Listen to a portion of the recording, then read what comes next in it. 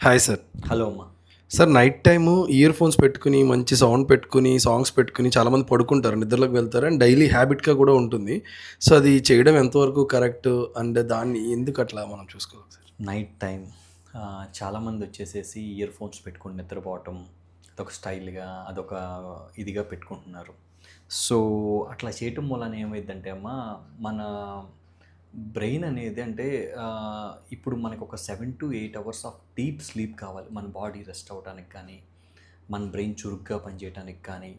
So, ఇప్పుడు కంటిన్యూస్‌గా ear phones పెట్టుకొని సాంగ్స్ వింటా నిద్రపోతా ఉండటం మూలాన ఏమైద్దంటే, ఒకటేంటంటే కనుక ఫస్ట్ మన ఇయర్ డ్యామేజ్ అయ్యిద్ది. కంటిన్యూస్ ఇయర్ ఫోన్స్ ఎక్స్‌పోజర్ మూలాన మన ఇయర్‌లో ఉన్న కాక్లియా అనే ఆర్గాన్ డ్యామేజ్ అయ్యి వినికిడి లోపం వస్తది.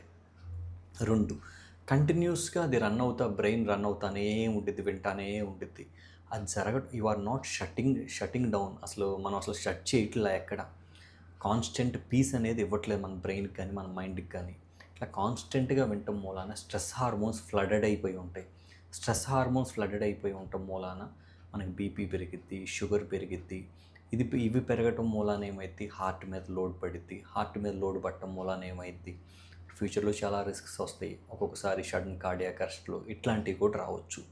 సో, ఒక్క ఇయర్ ఫోన్స్ పెట్టుకొని నిద్రపోవటం మూలాన వినికిడి లోపం దగ్గర నుంచి మొదలుపెట్టి హార్ట్ అటాక్ వరకు తెచ్చుకోవటం జరిగిద్ది. సో, ఇట్లాంటివి ఎవ్వరూ ఎప్పుడూ చేయకూడదు. Thank you sir. Thank you అమ్మా.